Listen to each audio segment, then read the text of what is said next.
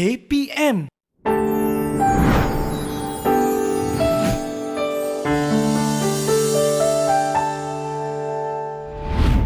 Bismillahirrahmanirrahim. Assalamualaikum warahmatullahi ta'ala wabarakatuh. Tuan-tuan dan puan-puan, guru-guru sekalian, warga pendidik yang disayangi, apa khabar anda pada hari ini? Bersama dengan saya Puan Norafiza binti Muhammad Noor, Kaunselor Pendidikan Daerah, Pejabat Pendidikan Daerah Petaling Utama, kaunselor anda pada hari ini. Tajuk kita pada hari ini adalah berkenaan topiknya guru holistik. Jadi, apakah guru holistik? Jom kita sama-sama dengari apa yang ingin saya sampaikan untuk menjadi seorang guru yang holistik. Jadi guru yang holistik ini adalah memenuhi yang melibatkan 4 perkara, iaitu PQ. Apa itu PQ? Physical quotient, IQ, intelligent quotient, EQ, emotion quotient, dan SQ, spiritual quotient. Ya. Ada banyak quotient, tapi ada 4 perkara yang ingin saya sampaikan kepada tuan-tuan dan perempuan sebagai seorang individu atau sebagai guru yang holistik ini yang seimbang. Boleh diibaratkan seperti sepohon pokok yang rendang, lebat dengan buahnya, daun menghijau segar dan juga batang tetap kukuh dan akar mencekam jauh ke dalam tanah. Itulah guru yang seimbang, individu yang seimbang dan holistik, menyeluruh tentang bagaimana fizikalnya, bagaimana IQ-nya, bagaimana EQ-nya dan bagaimana SQ-nya. Antaranya adalah, yang pertama adalah kecerdasan fizikal. Kecerdasan fizikal itu melibatkan bagaimana kita menjaga pemakanan, tahap kesihatan kita, menjaga bagaimana jadual untuk kita uruskan kerja hakiki, bertanggungjawab kita sebagai urusan peribadi, dan juga waktu bila kita perlu berehat ataupun take our time to a break, ataupun untuk dapatkan satu keadaan kerehatan kepada diri kita sendiri, dan bagaimana kita mengurus tekanan yang kita lalui, dan bagaimana kita mengurus dengan pemikiran kita. Itu adalah berkenaan tentang jasad kita, fizikal kita, pemikiran kita. Tentang kecerdasan intelijen, kecerdasan perfikiran, ya. Ianya akan melibatkan tentang bagaimana kita menambahkan ilmu, bagaimana kita menambahkan ilmu yang berterusan, memberi kesedaran kepada diri kita, dan juga bagaimana kita menyusun hal ehwal tentang diri kita, terutama yang melibatkan kerja-kerja kita. Ya, kecerdasan diri kita.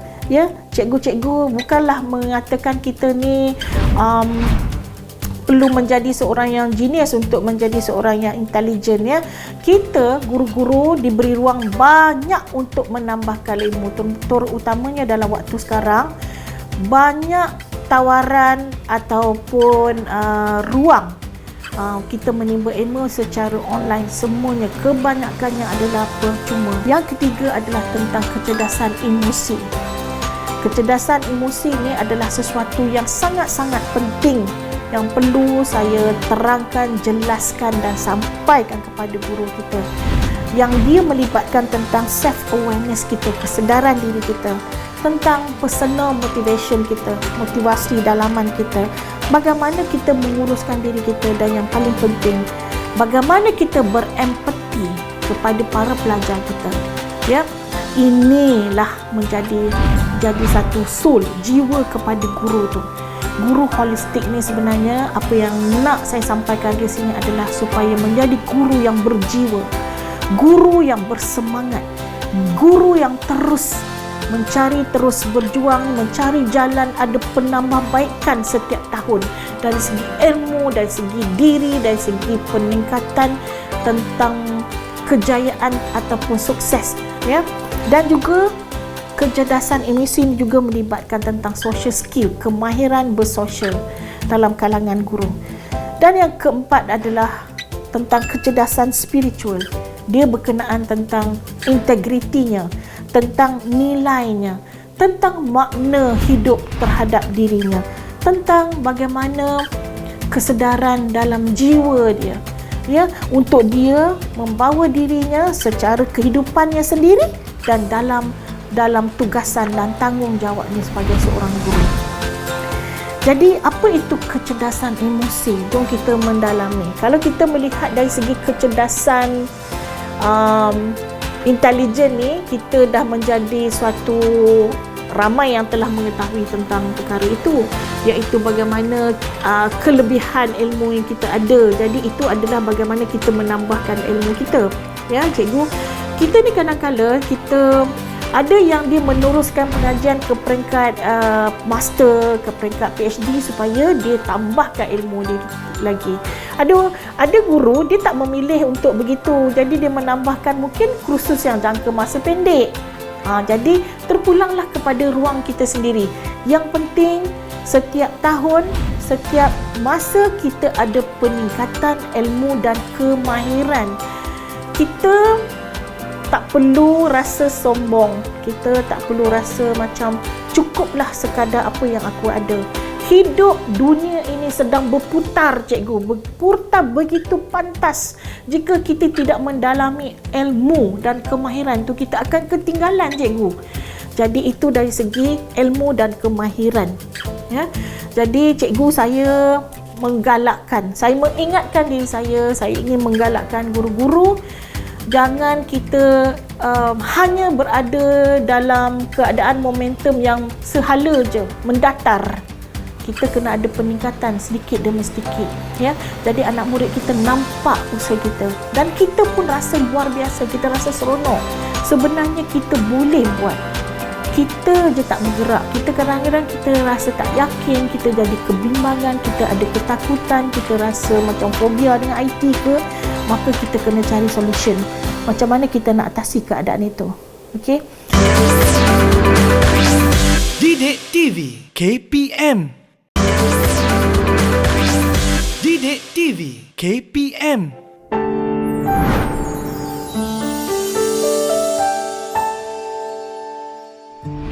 Yang kedua tentang kecerdasan emosi.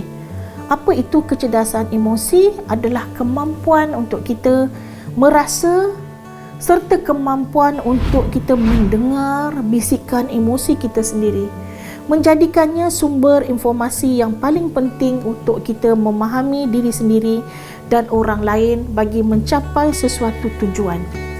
Ya, saya suka nak menyebut tentang ada satu, saya rasa ini satu nyanyian lah, nasyid yang nak saya sampaikan. Saya nak kongsikan juga, ya. Jadi pandangan mata selalu menipu, pandangan akal selalu tersalah, pandangan nafsu selalu melulu, pandangan hati itu yang hakiki. Hati kalau terlalu bersih, pandangannya akan menembusi hijab. Hati jika sudah bersih, firasatnya tepat kehendak Allah. Tapi hati bila dikotori, bisikannya bukan lagi kebenaran. Hati tempat jatuhnya pandangan Allah, jasad lahir tumbuhan manusia. Utamakanlah pandangan Allah dari pandangan manusia. Best kan cikgu? Dia jadi satu motivasi cikgu kepada kita. Yang penting adalah cikgu, apa yang kita buat adalah untuk anak murid kita. Kita bukan buat untuk pentadbir kita, kita bukan buat untuk kawan-kawan puji kita, kita bukan buat untuk menunjuk-nunjuk kepada orang, dan kita buat sesuatu kerja kita cikgu dalam ruang skop hakiki dan tanggungjawab kita adalah kerana reda Tuhan, supaya kita mendapat ganjaran daripada Tuhan, kita memenuhi tanggungjawab kita dan kita mendapat sebanyak doa daripada para pelajar kita. Itulah dari segi mendalami kecerdasan emosi guru. Kecerdasan emosi guru juga adalah bagaimana cikgu mengawal perasaan dan emosi cikgu bila berurusan dengan pelbagai ragam dan kerenah para pelajar, ragam dan kerenah ibu bapa, ragam dan kerenah pentadbir. Kita guru jika dapat menguasai kecerdasan emosi ni, cikgu akan dapat satu kemahiran yang membuatkan cikgu tidak akan merasai kesesaraan, cikgu tak akan rasa stres berpanjangan. Kecerdasan emosi ini adalah berkenaan bagaimana cikgu dapat mengawal emosi dan perasaan cikgu. Cikgu dapat membawa diri cikgu take a break, iaitu macam kita belajar beberapa teknik yang pernah saya sampaikan tentang mindfulness. Kecerdasan emosi itu adalah bukan hanya satu anugerah. Kecerdasan emosi ni kita perlu pupuk dan belajar, ya, bagaimana kita mengawal emosi kita, dan kita boleh membawa tenang walaupun dalam keadaan saat yang paling sukar. Saya yakin guru-guru, kalau kita dapat memahami tentang kecerdasan emosi ini, cikgu akan mengatasi banyak perkara. Cikgu dapat handle banyak perkara dengan cikgu memahami tentang bagaimana untuk urus emosi cikgu. Cikgu perlu sedar apa emosi yang positif, apa emosi yang negatif, apa yang cikgu perlu teruskan, apa yang cikgu perlu buangkan.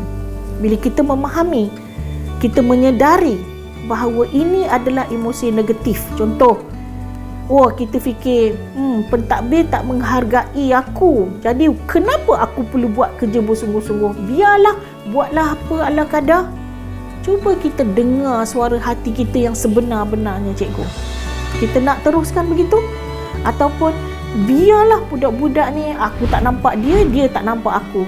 Aku dah minta dia masuk dalam kelas, tak masuk juga. Tapi cuba cikgu dengar suara hati cikgu berkata apa? Mungkinkah ada sesuatu yang belum lagi saya buat? Dengar sebenar-benarnya dalam hati kita.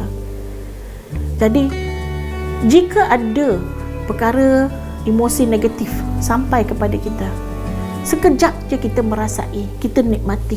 Wah, aku rasa marahlah dengan pelajar-pelajar ni. Susah betul nak mengajak mereka ni masuk dalam PDPR, nak menguruskan mereka ni. Susah betul ibu bapa nak dijelaskan. Maka kita raikan, kemudian kita babai je. Babai. Dah, kita terus uruskan. Apa aku nak buat lagi? Sekarang ni aku dah tenang, aku dah buang pelan-pelan apa yang aku rasa itu. Jadi sekarang ni apa yang perlu saya buat? Jadi tidak fokus kepada masalah, fokuslah kepada penyelesaian, solution kepada apa yang perlu kita lakukan.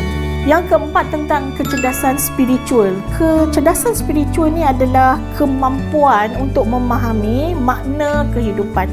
Jadi SQ, singkatan kepada spiritual quotient ni, adalah peringkat yang menghubungkan semua manusia secara universal. Jadi SQ ni, yang seperti mana saya belajar, saya sampaikan, dia merupakan seolah-olah macam CCTV kepada hati kita. Dan dia menjawab kepada 3 persoalan. Siapakah saya? Untuk apa saya dilahirkan? Dan ke mana saya akan pergi? Ya? Jika kita membawa diri kita memahami siapakah saya? Siapakah saya? Kenapa saya hadir di dunia ini? Jika cikgu-cikgu mendalami ini, tentu kita akan merasai bahawa apa saja perbuatan, apa saja pekerjaan yang kita lakukan, dia berbalik kepada ke mana kita akan bawa semua ganjaran ni. Maka kita tidak berfokuskan kepada bekerja kerana aku dapat gaji, bekerja, aku mengajar, cukuplah 7.30, habis pukul 1.30. Habislah, cukup-cukuplah. Sebab tu dah habis dah kerja waktu aku, jadi tak perlu aku nak fikirkan lagi. Tetapi pada guru yang dia adalah guru holistik yang seimbang, dia akan memikirkan, siapakah saya, untuk apa saya dilahirkan, dan ke mana saya akan pergi. Mereka akan buat more than extraordinary, melebihi seperti mana yang dijangkakan. Kita akan menjawab sendiri persoalan tu. Siapakah anda? Untuk apa anda dilahirkan, dan kenapa sekarang ni anda dianugerahi, dikurniakan dan diberi rezeki Tuhan menjadi seorang guru? Dan apa yang anda buat sekarang ni, anda akan bawa semua ganjaran tu. Umpama guru itu adalah jutawan dunia dan akhirat. Sampai begitu kita rasakan. Jadi bukan saya bercerita ini adalah supaya cikgu mengorbankan diri cikgu hingga tidak menjejaskan tahap kesihatan cikgu, bukan begitu. Apa yang ingin saya sampaikan dia adalah satu motivasi yang ingin disampaikan kepada cikgu supaya momentum cikgu, kita ada up and down, ada waktu kita macam sedih, terasa, tapi kita bangun balik.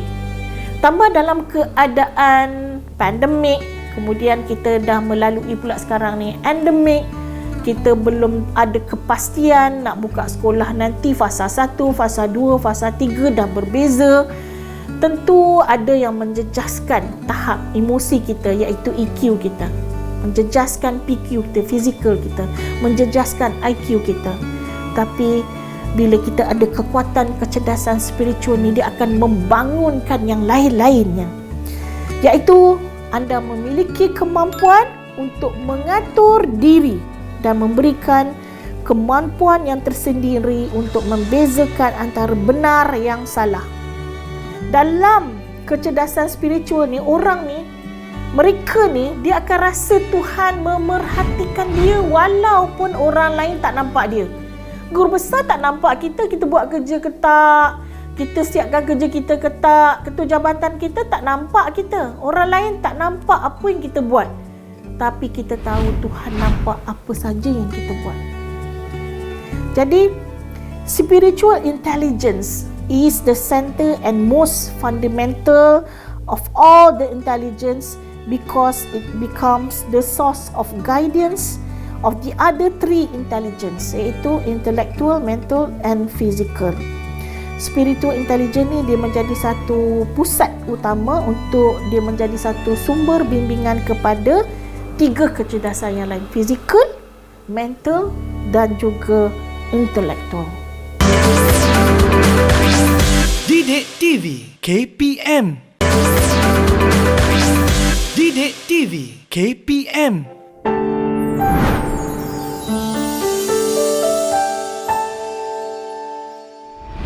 Guru-guru sekalian dan warga pendidik sekalian, pekerjaan kita umpama sebagai satu amal ibadah. Sesungguhnya Allah sangat mengasihi seseorang yang apabila dia melakukan pekerjaan, dia melakukan dengan cara yang paling baik, yang paling cantik, yang paling sempurna seboleh-bolehnya. Jadi pekerjaan itu merupakan gaji kita, merupakan ganjaran yang Tuhan bagi, rahmat yang Tuhan bagi pada kita. Kita memberi perkhidmatan melebihi ganjaran yang kita terima. Akhirnya kita akan mendapat ganjaran melebihi perkhidmatan yang kita berikan. Ini yang saya nak sampaikan apabila kita menyebut tentang apa itu EQ, apa itu SQ dan ihsan. Itu kita menyampaikan tu bila kita memikirkan, kita merasai menjiwai anak murid kita tu. Macam manalah kalau kita tak cuba bimbing dia, macam manalah kalau kita tak cuba bantu ibu bapa. Jadi kalau kita dah cuba, mereka ni macam ada reluctant, resistant, rasa macam tak suka, tak sudi, tak selesa, tapi sekurang-kurangnya kita dah mencuba sebaik-baiknya. Kita kena fikir begini bila kita berfikir hingga dalam bentuk spiritualnya adalah sesiapa yang Tuhan hadirkan kepada kita, itulah yang memerlukan bantuan kita. Kalau bukan dengan izin Tuhan, bagaimana orang tu muncul di depan kita? Jadi orang yang hadir di hadapan kita tu sama ada orang berkenaan dia macam satu angel atau orang tu sedang memberi sokongan pada kita, ataupun yang dihadirkan itu kita perlu bantu dia, ataupun ada pula yang dihadirkan kepada kita untuk menguji kesabaran kita. Jadi ada beberapa jenis individu atau manusia atau insan yang diizinkan Tuhan hadir dalam hidup kita, yang hadir sebagai penyokong kita, sebagai penyelamat kita, yang hadir yang mungkin sebagai orang yang perlu kita selamatkan, yang perlu kita sokong dia, dan yang mungkin yang hadir itu adalah orang yang sedang menguji kita, yang akan memberi satu peringatan kita bahawa kita perlu bersabar dan kita jadi orang yang kekal. Kecerdasan spiritual, kecerdasan emotion, kecerdasan IQ ni dia akan datang secara menyeluruh hingga kita ada suara hati yang benar. Guru-guru dan warga pendidik sekalian, kita menjadi guru holistik, guru yang berihsan. Ihsan tu adalah tingkah laku yang ramah, bertoleransi, bertimbang rasa, menyenangkan pihak yang lain dan mempunyai tanggapan-tanggapan yang baik. Jadi kita ni, ihsan ni kita macam ada empati lah dengan siapa orang di sekeliling kita, terutama pelajar-pelajar kita. Ya, berihsan ni sebenarnya akan membawa kepada sifat kita berkasih sayang. Ya, berkasih sayang kerana Allah, berkasih sayang dengan pelajar, berkasih sayang dengan ibu bapa, berkasih sayang dengan rakan-rakan sekerja hingga kita membentuk satu pasukan organisasi yang begitu mantap kerana diasaskan oleh kasih sayang. Guru-guru dan juga warga pendidik sekalian, saya mengingatkan diri saya dan juga rakan-rakan sekalian bahawa bila kita berihsan, kita membawa kepada pengaruh kepada kefahaman kita kepada IQ, PQ dan EQ ini, ia akan membawa kepada kerja kita yang bersungguh-sungguh. Yang bersungguh-sungguh tu hanya bukan sebab sebab aku nak buat kerja asal selesai. Tidak. Ia adalah kerana yang pertama, gaji itu bertambah berkat atas kerana keikhlasan, ihsan, empati, keikhlasan dan kejujuran kita. Kedua, diri dan keluarga kita akan mudah cenderung ke arah kebaikan. Kita tak perlu mengharapkan orang membalas, tapi Allah akan balas, Tuhan akan balas, memberi ganjaran melalui anak-anak yang baik, rezeki yang berterusan dan kehidupan yang dipermudahkan. Yang ketiga, bila kita melalui hidup ini, bagaimana Allah berihsan pula dengan kita adalah bila kita mendapat ataupun tenteram jiwa kita, tenang fikiran kita, sebab bukan semua orang mendapat ketenangan dan ketenteraman. Sebab apa? Kena semak balik bagaimana kita, keadaan diri kita, 4 perkara tadi ya. Doa kita diterima Allah, dan bila di akhirat jawablah soalan, dari mana kamu mendapat rezeki? Dan yang keenam, Allah mengasihi orang yang mencari rezeki yang halal. Orang kaya bukan orang yang banyak hartanya. Orang kaya adalah orang yang hatinya kaya. Itulah yang saya nak sampaikan kepada tuan-tuan dan puan-puan, kerana dalam apa saja perjalanan hidup kita, kita menjaga perhubungan kita dengan Tuhan dan perhubungan kita dengan manusia ataupun insan individu lain. Berkomunikasi secara ihsan, senyum, simpati, pandang mata dan usap, beri sentuhan kepada mereka di sekeliling kita.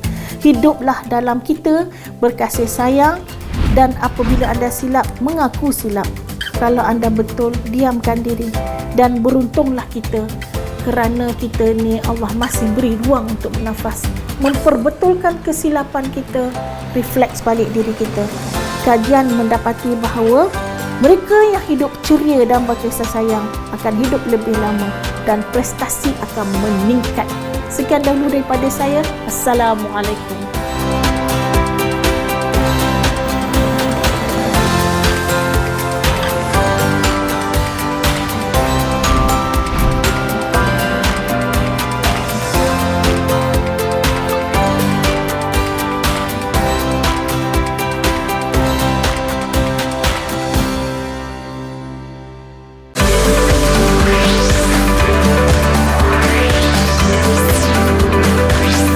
Didik TV KPM